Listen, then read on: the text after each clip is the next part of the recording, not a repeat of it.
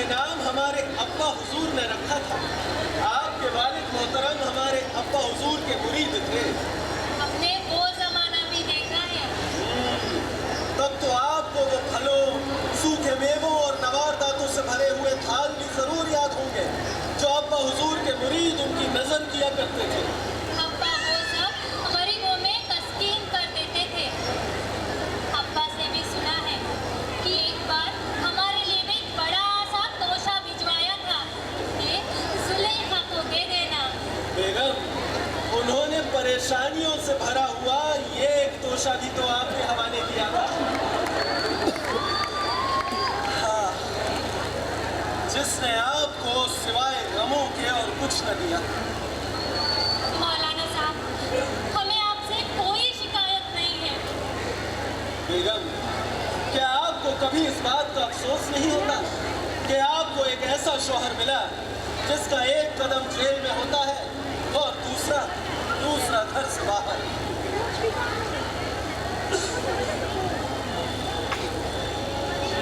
بیگم، ہر عورت کا خواب ہوتا ہے کہ اس کا شوہر اس کے ساتھ زیادہ سے زیادہ وقت بتائے، اور ہم تو ہمیشہ آپ سے دور رہتے ہیں. یہ آپ کیا کہہ رہے ہیں مولانا صاحب؟ آپ ہم سے دور کیسے ہو سکتے ہیں؟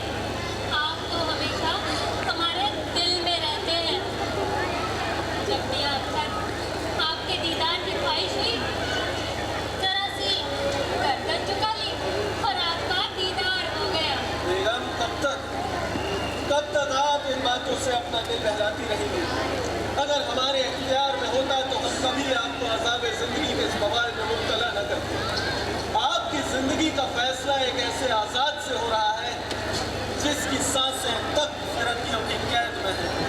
ہمیں یقین ہے کہ ایک دن انگریزوں کا نام و نشان اس ملک سے مٹ جائے گا. بیگم، اللہ آپ کو آپ کی بیماری سے شفا دے اور اتنی لمبی عمر دے کہ آپ آزادی کا سورج دیکھ سکیں. مولانا صاحب، ہمیں اس بات کا علم نہیں کہ ہمارے نصیب میں کیا ہے.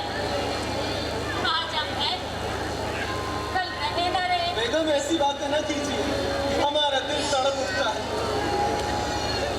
مولانا صاحب، ہمیں صاف نظر آ رہا ہے کہ ہمارے بعد یہ گھر سونا ہو جائے گا. آپ کو اس بیمار زلیخا کی تلاش ہوگی اور ہم نہ رہیں گے. بیگم، ہم نے زندگی میں بہت صدمے اٹھائے ہیں. خدا نہ ایسی باتیں نہ کیجیے جو نکارائے خدا کی طرح ہماری سماج سے ٹکراتی ہے. مولانا صاحب، آپ کو اس بیمار شریک حیات کا واسطہ، آپ اس حقیر کی خاطر اس ظالم حکومت سے کبھی سمجھوتا نہ کیجیے گا. ہم آپ سے وعدہ کرتے ہیں، اگر اس دنیا میں ہم آپ سے نہ مل سکے تو ہم آپ کے لیے میدان حشر میں چشمے برا رہیں گے. جب تک زندہ ہے آپ ہی کا نام ان لبوں پر ہوگا، اور مرتے وقت بھی اللہ کے بعد آپ ہی کا نام ان لبوں پر ہوگا. بیگم، ہمیں یقین ہے کہ ہماری اور آپ کی ملاقات جنت الفردوس میں ضرور ہوگی. آمین. اس وقت کون ہو سکتا ہے؟ اس وقت مصیبت ہی ہوگی. مولانا صاحب، مصیبت کبھی دستک دے کر نہیں آتی. بیگم، اس مصیبت کا دوسرا نام انگریز ہے.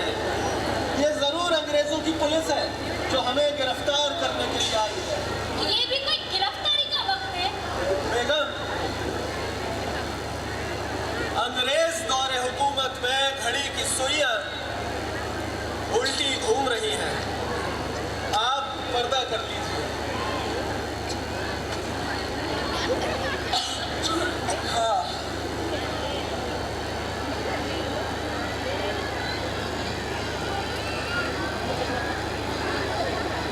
ولسن صاحب، آئیے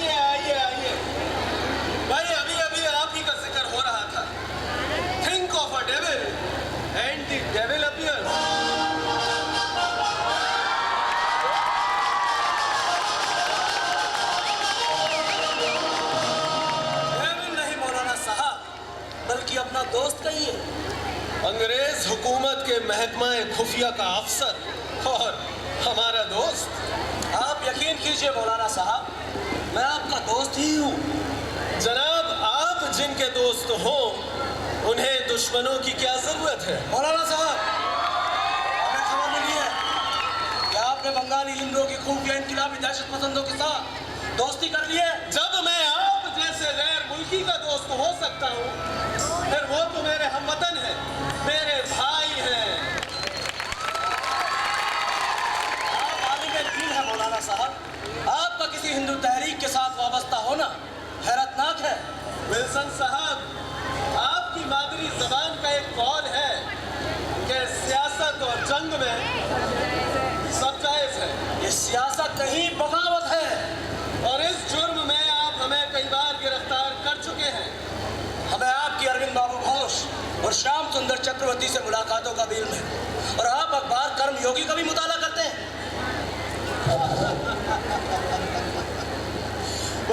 खूब विल्सन साहब, बहुत खूब। आपकी खुफिया मालूमात हर्फ ब हर्फ सही नजर आती है। इसीलिए मौलाना साहब, मुझे आपको खबरदार करने के लिए कहा गया है। अच्छा, तो लीजिए, मैं खबरदार हो गया। मौलाना साहब, आप मेरी बातों को बहुत लाइटली ले रहे हैं। वो इसीलिए विल्सन साहब कि आपकी बातों में कोई वजन ही नहीं। सांप या बिच्छू किसी इंसान को डसने से पहले आगाह नहीं करते, डस लेते हैं। आपने बरतानवी इख्तिदार को खत्म करने के लिए हिंदू दहशतगर्दों के साथ मुस्लिम नौजवानों को भी शामिल कर लिया है, और हमें दारुल इरशाद जैसी तंजीम की सरगर्मियों का भी पूरा इल्म है। तो आप खामोश क्यों बैठे हैं? आपने बाल गंगाधर तिलक को गिरफ्तार कर लिया, हजरत मुहानी मुख्तलिफ जेलों में सजा काट रहे हैं। हमें भी कैद कर लीजिए।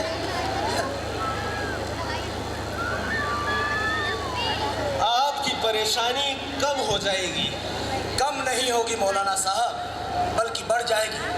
बंबई में तिलक की 6 साल की सजा के खिलाफ मजदूरों ने हड़ताल कर दी। इस पर लेनिन ने लिखा है कि अब साम्राज्य की खैर नहीं। मौलाना साहब, ब्रिटिश राज की जड़ें बहुत मजबूत हैं, उन्हें उखाड़ फेंकना मुमकिन नहीं। विल्सन साहब, आपको एक किस्सा सुनाता हूँ। जी सुनाइए। एक दफा एक बादशाह जंगल से गुजर रहा था कि उसने देखा एक शख्स कांटेदार झाड़ी को पानी दे रहा है। बादशाह ने उससे पूछा कि वो ऐसा क्यों कर रहा है। शख्स ने कहा, महाराज, इस झाड़ी के कांटों से मेरे पांव जख्मी हो जाते हैं। बादशाह ने उससे कहा कि नादान, तब तो तुझे इस झाड़ी को जड़ से उखाड़ के फेंक देना चाहिए। बिल्कुल, तू इसे पानी देकर तरोताजा कर रहा है। शख्स ने कहा, महाराज, ये पानी कोई मामूली पानी नहीं, इस पानी में शक्कर मिली हुई है। शक्कर पानी के साथ झाड़ी की जड़ों तक पहुंच जाएगी, पीछे पीछे चूटियां आ जाएंगी, चूटियां झाड़ी की जड़ों को खोखला कर देंगी और झाड़ी खुद ब खुद सूख के मुरझा जाएगी।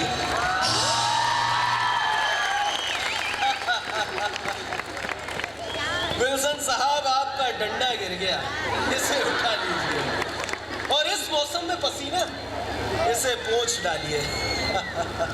आप इन तहरीकों के जरिए ब्रिटिश राज को जड़ से उखाड़ फेंक देना चाहते हैं। विल्सन साहब, आपकी जहानत की दाद देता हूँ। कहानी का मतलब समझने में आपने जरा देर न लगाई। 1857 की नाकाम बगावत से आप लोगों ने कोई सबक नहीं सीखा। सीखा, सबक सीखा। उस दौरान हमसे जो गलतियां हुई थीं, हम उन्हें दुरुस्त कर रहे हैं। माफ कीजिएगा मौलाना साहब, आप कुछ भी कर लें, मगर ये आम हिंदुस्तानी हमेशा खानों में बटा रहेगा। जी नहीं, अगर ऐसा होता तो तिलक की सजा के खिलाफ की गई हड़ताल में हिंदू और मुसलमान एक साथ शरीक न होते, हजरत मुहानी तिलक की रहनुमाई कबूल न करते, और मैं अरविंद घोष और श्याम सुंदर चक्रवर्ती से दोस्ती न करता। बुखार बुखार ही तो है मौलाना साहब, یہ دوستی ایک سیاسی بخار ہے جو جیل کی چکی پیسنے سے اتر جائے گا۔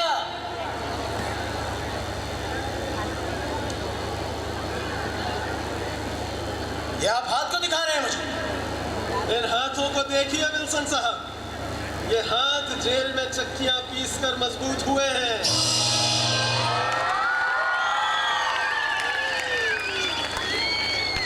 آپ مجھے قید کر سکتے ہیں، میرے خیالات کو نہیں۔ مولانا صاحب، آپ سیاسی زندگی میں لبرل اور شخصی زندگی میں بامروت، اور ہم نے تو یہ بھی سنا ہے کہ آپ اپنی غلطی کا اعتراف کرنے کے بھی عادی ہیں۔ جناب، زندگی میں 2 غلطیاں تو ضرور کی۔ پہلی غلطی یہ کہ استاد مسیطہ خان سے ستار بجانے کی تعلیم حاصل کی۔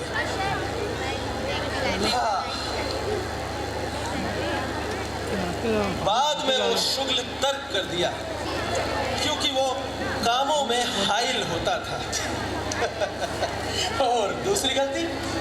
دوسری غلطی، آپ جیسے دشمن نما انسان سے دوستی کر لی۔ مولانا صاحب، خیر، مولانا صاحب، آپ کی تحریریں پڑھی اور آپ کی تقریر بھی بہت سنی، مگر کبھی آپ کو ستار بجاتے ہوئے نہیں دیکھا۔ جناب، اگر آپ کے سامنے ستار بجاتا تو ستار کے تاروں سے پھول نہیں، بجلیاں برستی۔ ممکن ہے وہ بجلیاں ہمارے لیے پھول بن جاتی۔ ولسن صاحب، موسیقی کا ذوق اور تاثر دل کے ریشے ریشے میں رچ جاتا ہے۔ مصنوعی ذوق اور مخبری کبھی ساتھ ساتھ نہیں چلتے۔ مولانا صاحب، آپ نے ہمیشہ ہمیں غلط سمجھا۔ ہماری دوستی میں جو حسن ہے وہ آپ نے کبھی نہیں دیکھا، اور وہ دیکھنے کی ہمیں کوئی خواہش بھی نہیں۔ حسن آواز میں ہوتا ہے، حسن صورت میں ہوتا ہے، حسن تاج محل میں ہے، نشاط باغ میں ہے۔ آپ کے سامراج میں اگر کچھ ہے تو بدصورتی ہے، بدصورتی۔ مولانا صاحب، اب میں اجازت چاہتا ہوں۔ بے خودی بے سبب نہیں غالب، کچھ تو ہے جس کی پردہ داری ہے۔ جناب، آپ اتنی دور صرف ہوائی باتیں کرنے کے لیے آئے، یہ کیسے ممکن ہے؟ حضور جس کام سے تشریف لائے ہیں وہ بھی کر لیجئے۔ سرکار یہ جاننا چاہتی ہے کہ آپ فی الحال کیا کر رہے ہیں؟ اب آئے نا آپ اصل مسئلے پر، تو سنیے۔ قرآن مجید کے 8 پاروں کے ترجمے و تفسیر کا مسودہ پہلی دفعہ رانچی میں نظر بندی کے موقع پر تلاشی کے دوران ضبط کر لیا گیا تھا۔ اب کے کتاب مکمل موجود ہے۔ یہ ناخوشگوار ذمہ داری میرے سر آئی ہے۔ یہاں جو بھی کاغذات موجود ہیں انہیں تلاشی کے بعد ضبط کر لیا جائے گا۔ تو نے بخشے ہیں جو ہزار کہاں رکھوں گا، یہ گرے گنبد و مینار کہاں رکھوں گا۔ میرا گھر ہے کہ کتابوں سے بھرے ہیں کمرے، سوچ ان میں بھلا میں ہتھیار کہاں رکھوں گا۔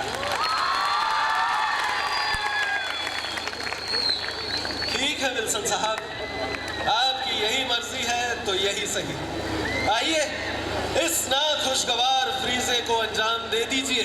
آئیے۔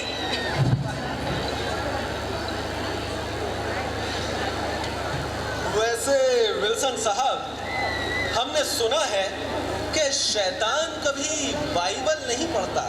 مولانا صاحب، جناب، آپ تو ذرا سی بات پہ گرم ہو جاتے ہیں، پھر آپ ٹھنڈے بھی ہو جاتے ہیں۔ حضور بس اتنی التجا ہے کہ ان کاغذات کا احترام کیجئے گا، ورنہ پچھلی دفعہ کاغذات اس حالت میں واپس ملے تھے کہ ذخیرہ برباد ہو چکا تھا۔ میں انہیں اپنے سر پر رکھ کر لے جاؤں۔ اسی لیے کہتے ہیں کہ کھرے عیسیٰ گرب مکہ راؤ، کھرے عیسیٰ گرب مکہ راؤ، چو بباہت ہنوز گھر باشد۔ مطلب سمجھاؤں؟ اتنی فارسی مجھے بھی آتی ہے مولانا صاحب۔ اس کا مطلب ہے کہ اگر عیسیٰ کا گدھا مکے کی جانب چل پڑے اور وہاں سے واپس لوٹ آئے تب بھی وہ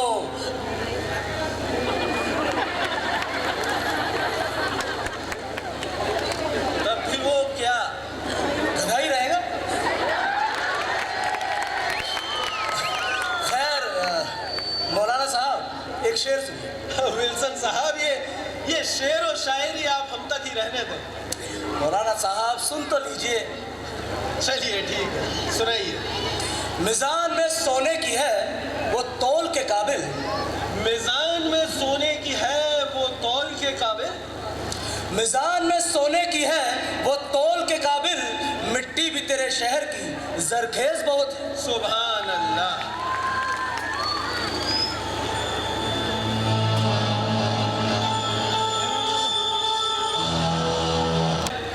मैं अगर ये ना कहूं तो क्या कहूं? मेरी समझ में नहीं आता कि क्यों मुझसे ये तवक्को की जाए